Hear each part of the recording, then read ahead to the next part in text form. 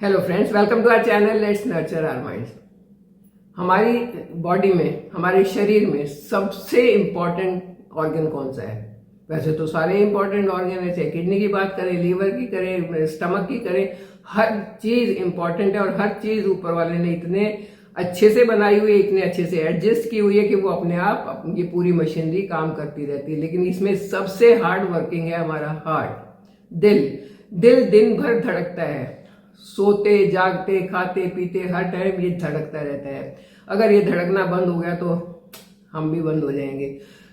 दिन भर में लगभग 1 लाख बार धड़कता है ये दिल और 7500 लीटर ब्लड का सर्कुलेशन करता है पूरी बॉडी में। सिर से लेके पैर के नाखून तक हर जगह ये ब्लड पहुंचता है। हार्ट की वजह से हार्ट धड़कता है तो ये ब्लड पंप होता है, जैसे पंप होता है तो ये पूरी बॉडी में चलता है। इसी से ऑक्सीजन मिलती है और हमारी मशीनरी हम चालू रहते हैं।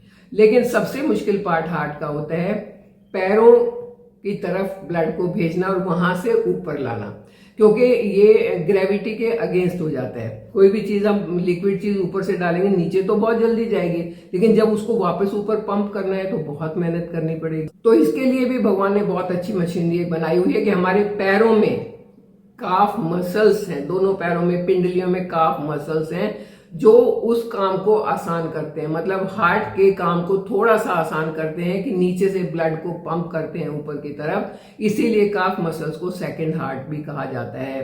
दूसरा, दिल।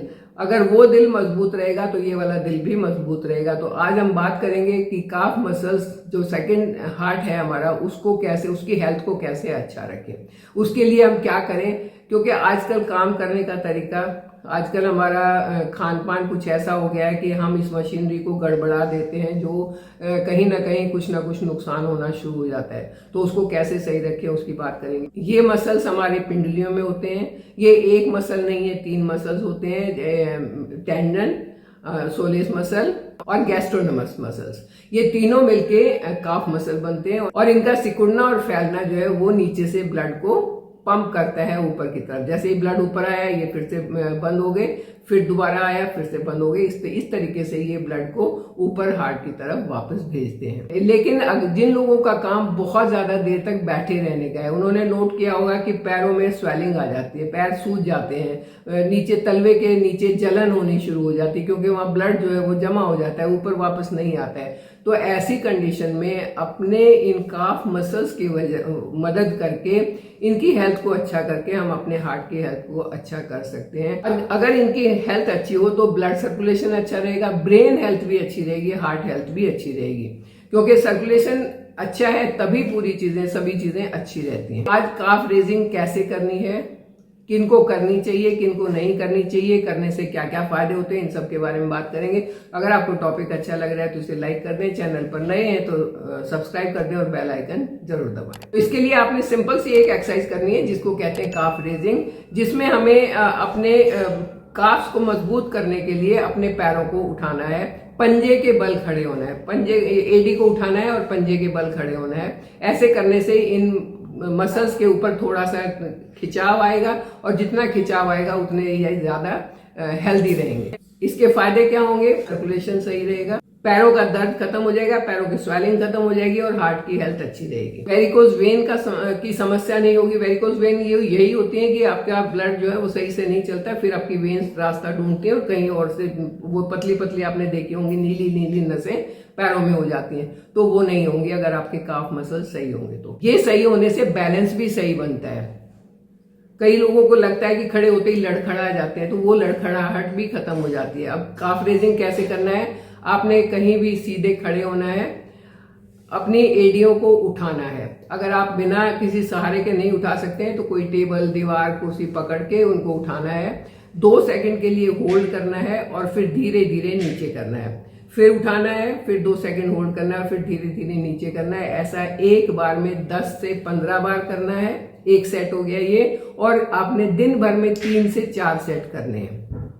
तब आपको फायदा होगा। ध्यान ये रखना है कि जो भी करना है आपने स्लोली करना है, झटके से ऊपर हुए झटके से नीचे ऐसे नहीं करना, स्लोली धीरे धीरे उनको ऊपर करना है, होल्ड करना है और धीरे धीरे नीचे करना है। जब आप ये कर रहे हैं तो आपकी ब्रीदिंग नॉर्मल होनी चाहिए, सांस को रोकना नहीं है, सांस को तेज छोड़ना नहीं है, ब्रीदिंग नॉर्मल ब्रीदिंग करते हुए आप अपनी एड़ियां उठाइए, फिर नीचे रखिए, फिर उठाइए, फिर नीचे रखिए। अब करने का सही टाइम कौन सा है? सुबह, शाम, दोपहर, जब आपको टाइम मिलता है तभी आप कर सकते हैं। काफ रेजिंग किसको नहीं करनी चाहिए? जिसको सीवियर वेरिकोज वेन का प्रॉब्लम है उसको नहीं करनी चाहिए। जिनको अर्थराइटिस है, जिनको बैलेंस डिसऑर्डर है कि खड़े हुए चक्कर आया गिर जाते हैं, तो उनको भी नहीं करना चाहिए। बिना सहारे के तो बिल्कुल नहीं करना चाहिए। रेजिंग करते हुए कुछ ही चीजों का और ध्यान रखना है कि आपने डेली थोड़ी सी वॉक जरूर करनी है। लंबे समय तक अगर बैठना पड़ जाए तो बीच बीच में अपने लेग्स को स्ट्रेच जरूर करना है। Stretching is must. मैग्नीशियम और पोटेशियम रिच फूड आपने खाने हैं, जिससे आपके मसल्स भी रिलैक्स रहे, मसल्स मजबूत भी रहे और ये जो आपके काफ्स हैं वो मजबूत रहेंगे तो बाकी चीजें भी मजबूत रहेंगी। तो अब आपको पता चल गया सेकंड हार्ट किसको कहते हैं, आपके काफ्स को सेकंड हार्ट क्यों कहते हैं ये भी पता चल गया। उस सेकंड हार्ट की हेल्थ को कैसे अच्छा करना है वो भी पता चल गया। सिंपल सी एक्सरसाइज है, आपने काफ रेजिंग करनी है, बस उसी से आपके ये जो मसल्स हैं वो स्ट्रांग रहेंगे और आपका हार्ट भी हेल्दी रहेगा। और इतनी आसानी से आप कर सकते हैं इसे। ना आपको जिम की जरूरत, ना किसी ट्रेनर की जरूरत है, ना कहीं बाहर जाना, ना कोई बड़े बड़े कोई इक्विपमेंट आपको चाहिए। आपने एक टेबल या कुर्सी को पकड़ना है और पंजे के बल खड़े होना है, बस इतना ही तो करना है। तो अगर इतना सा करके आप अपने हार्ट की हेल्थ को अच्छा रख सकते हैं, हार्ट की प्रॉब्लम से बच सकते हैं, अपने ब्रेन को शार्प रख सकते हैं, अपनी हेल्थ को अच्छा रख सकते हैं, तो इससे आसान कोई चीज हो नहीं सकती है। तो अच्छा रखते हुए आप मेरे साथ बने रहिए, चैनल को सब्सक्राइब कीजिए। Thank you.